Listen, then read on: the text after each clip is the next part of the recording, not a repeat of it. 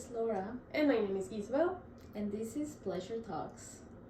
Today we're going to talk about sex. What about sex? Yeah, but okay, so when I introduce the subject like that is because what's happening or what I have in my head, my ideas, is like usually when I used to think about sex, and when I talk to my friends about sex, and when I talk if I think in my previous relationships, sex was all about penetration, or that I don't know how to say that for intercourse, yes, everything was about that, but I'm sure it's more than that. So we wanted to talk, and she's sure she knows more than me. We wanted to talk about what intimacy. What sex entails, or what intimacy? Sex. What sex entails? Sex and intimacy. Okay. So, sex is one way to be intimate with a person. But then sometimes we just encompass sex as the only act of being intimate with someone. I remember just being sick once, so sick, sick of throwing up and not being able to even help myself, and I had to call someone to come and help me, and it was such a vulnerable position, but then it was a very intimate moment when they saw me there, and it was like, it's okay, I got you, no thank you, right? That was like a way of being intimate with someone. And then after that, our friendship grew.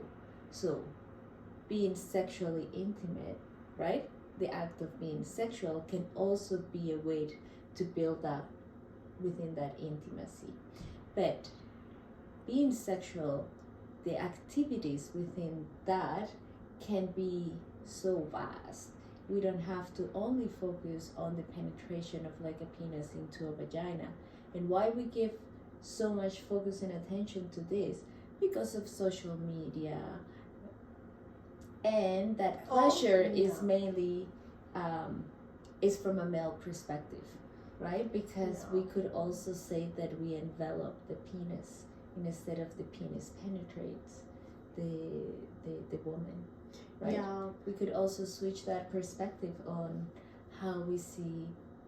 Yeah, sadly, sex education for a lot of people came from porn, came from movies, came from or even just regular school, right? Yeah. What do we learn in a school? Okay, personally, and I'm 33 years old, when I had my sex ed class back in junior high, I think, junior high and high school, the only thing that I learned then was for women that we're gonna have our menstrual period are gonna start, and you're going to get pregnant, and then the risk of pregnancy. Yes, but they never stop and talk about pleasure or even show a physical image of the vulva. It was only the image of the uterus, right, and the vagina canal, but never of the vulva. You just have to. Well, I want to grab a mirror and look at myself at many stages of my life. Now that you knew about it. Yeah, now that you mentioned school, I think. Okay, but wait.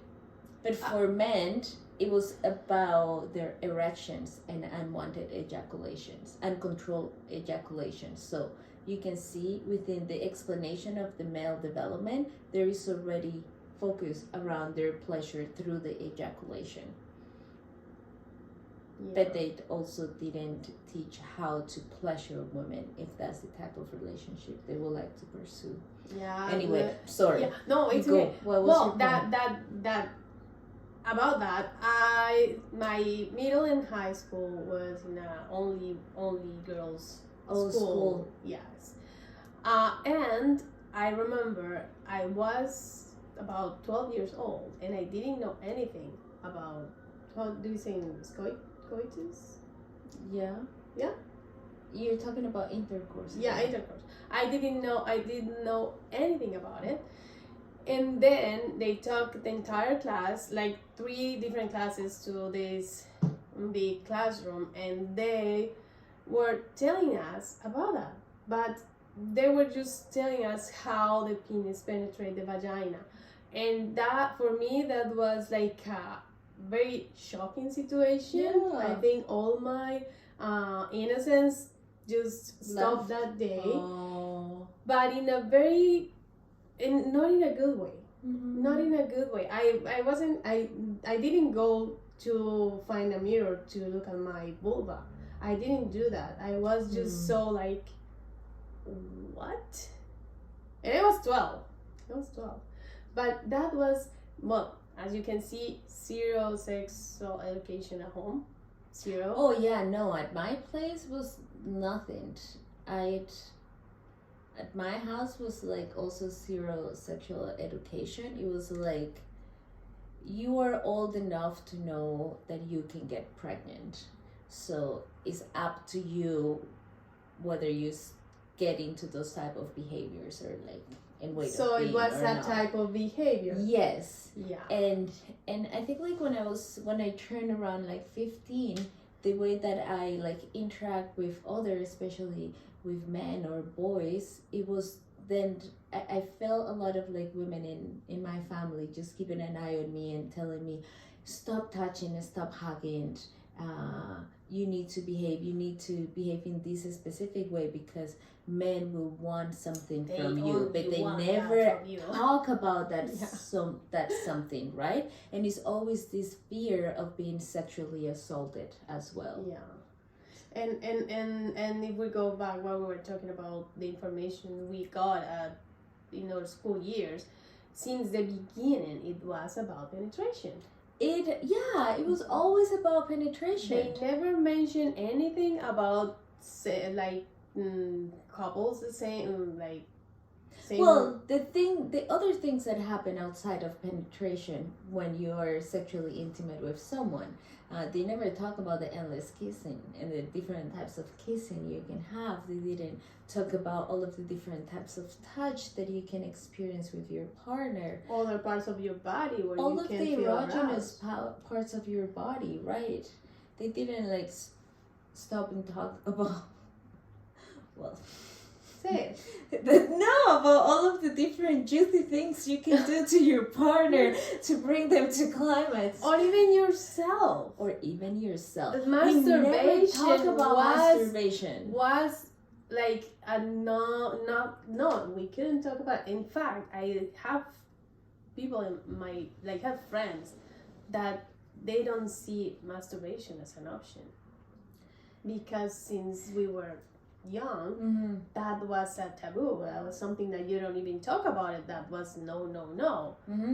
Yeah, I remember masturbation was frowned upon, and even like different like cousins and when we were like growing up, I remembered seeing my auntie punishing my cousin because she found her masturbating, and it was like a thought, like it was a bad bit up, like don't do that, blah blah blah blah.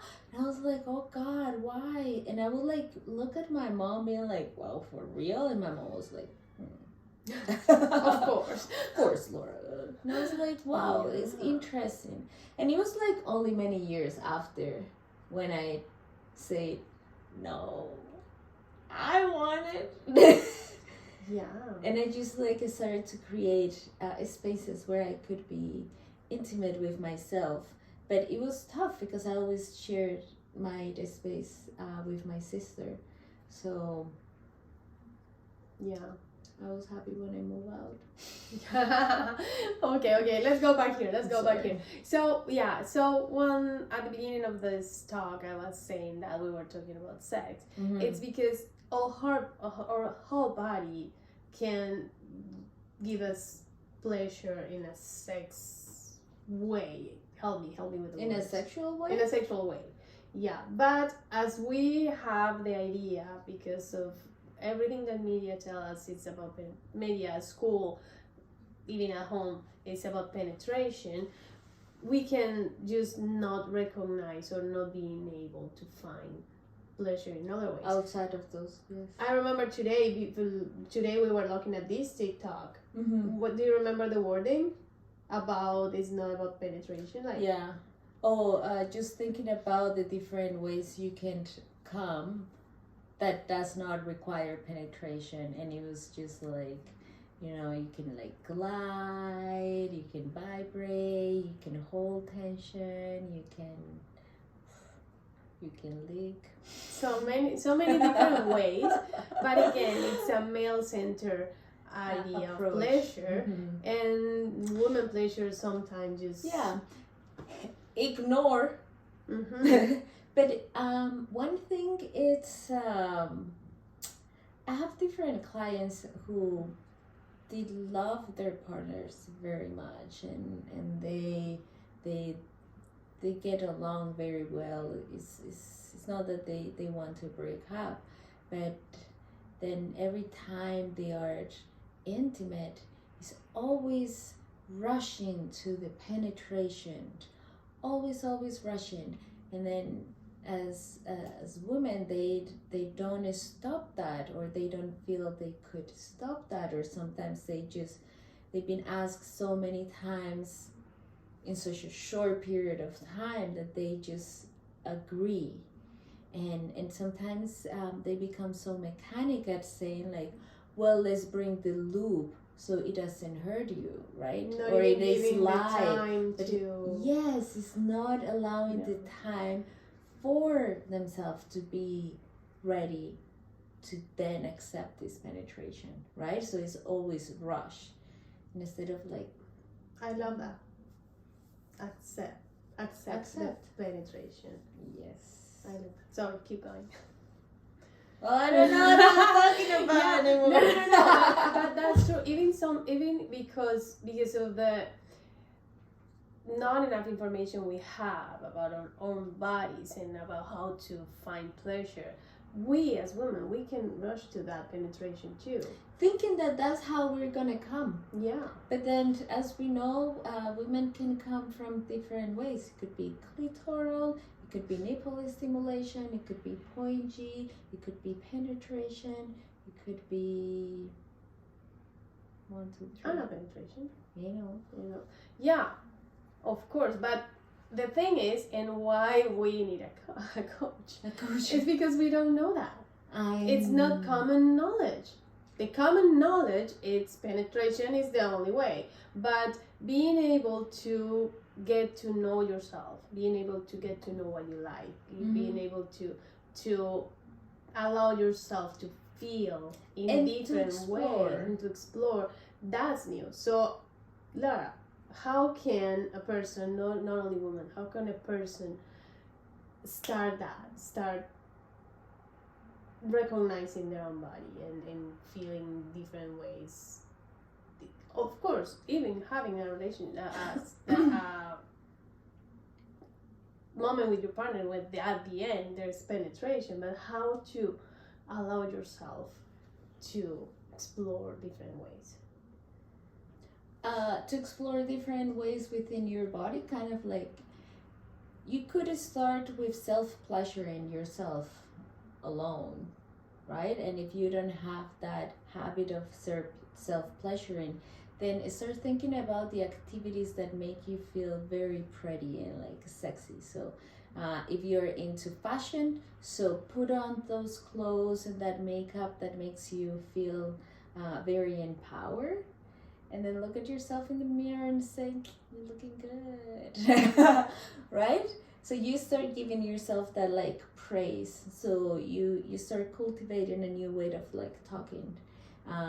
Another way is you can start teaching your partner the stuff that you really want to. And then you can start setting boundaries. For example, you can say, well, I don't want you to penetrate me until I give you the permission. Before that is, it's like you're not allowed to go there. And when they go there, then you can take their hands out, and then you can do like some sort of like punishment, right? Because we're going to have a video and a talk about boundaries. Yes, but then this one, it is about different. Boundary, but then it's not like it could be a hard boundary, but you can also be playful around it, right? Got it. So it's not that you don't want them to touch you there anymore, but then you're delaying the time where they are accessing that place, because at that point you're waiting for you to be like, fuck me. Right? I want you to go inside me right now, if you're with a male, right? So that's what we're trying to delay. And then if your partner then goes and touch you there before you tell them to do it, then you can, okay, now I'm gonna, like, in a playful way, I'm gonna punish you. So then you can just figure out how you can punish him. Maybe they have to, lay down there while you do something on top, or they have to do something for you. They can adore you for like 5-10 minutes, or you can tell them, just get on your knees and like my pussy. Use your imagination, of course. So everything, it's well, almost everything is valid there, right? And if you feel truly blocked and you're like, I have no idea how to connect with my own, sexual intimacy, yes, or like even with another person, then send me a message. We can start the conversation, right?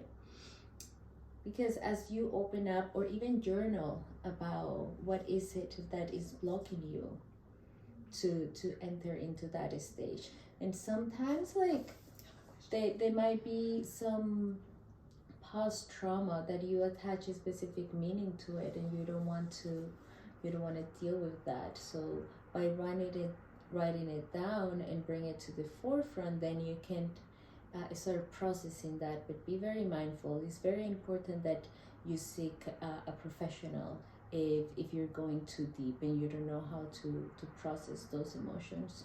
So if you wanna bring it up, I'm always here, right? I offer one-on-one coaching. In the future, we're gonna be offering group coaching and a specific somatic method, sex coaching. And those ones are very interesting, because then we're not only talking about it, we are bringing our own erotic energy to the session, so you can have a little taste of what you can't get.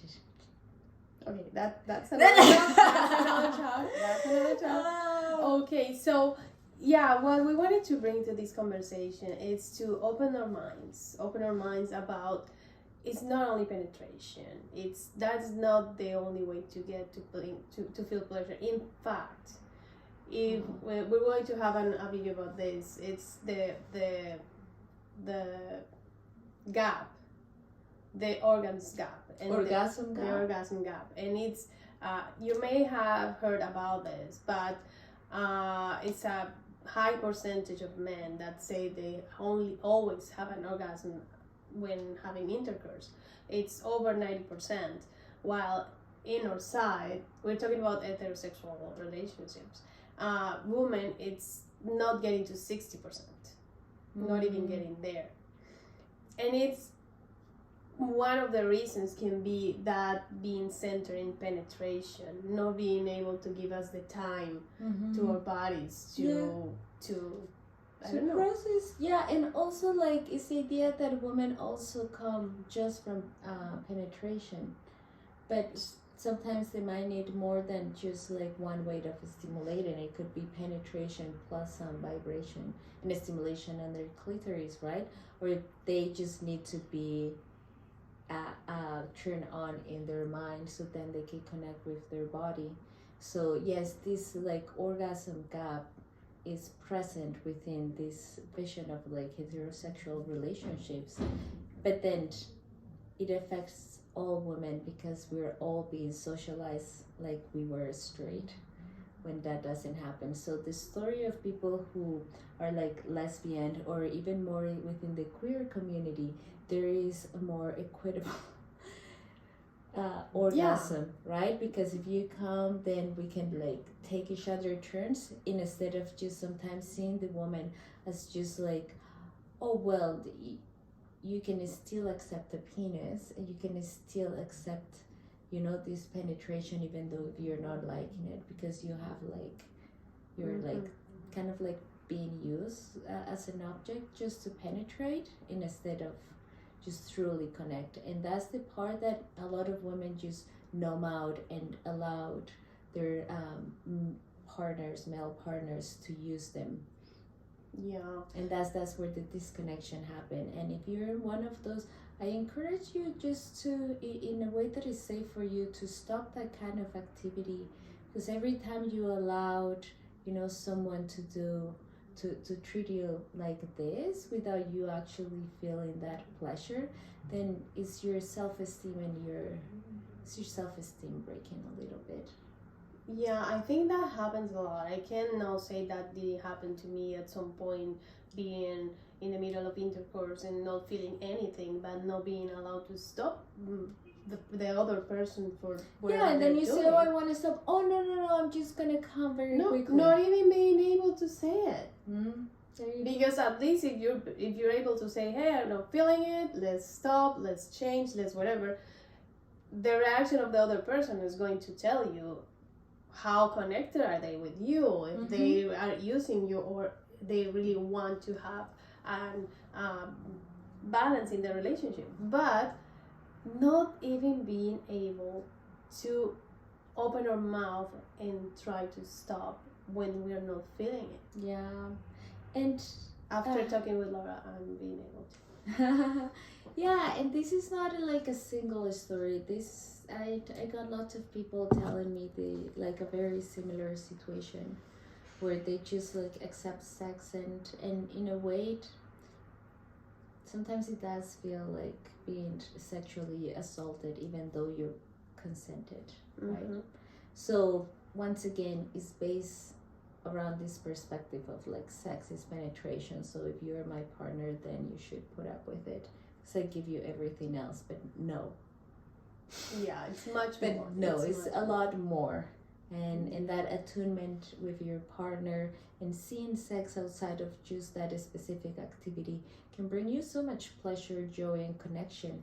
Just like even like doing a simple exercise of like breathing at the same rhythm, right? Attuning into each other's energy, eye gazing can give you so much intimacy and connection with your partner, far beyond what penetration can do. So if you want to learn different ways to connect with your partner or with yourself, then you can send me a message. If any of this conversation like brought questions or even comments about it, please type it in the comment. Follow us, because this is our goal. Our goal is to have these kind of like pleasure talks, so all of you can start being part of it. And if you don't feel ready just to say it or type it, at least you can hear it. And if you're ready, if you have questions, if you wanted to learn more or hear more about something, or just having us talking about anything, please leave us a comment, and of course we're going to reach back. So thank you so much for watching this video, and we hope to see you again. Yeah, and don't forget to subscribe. Yeah. And see you in the next Pleasure Talk. Bye.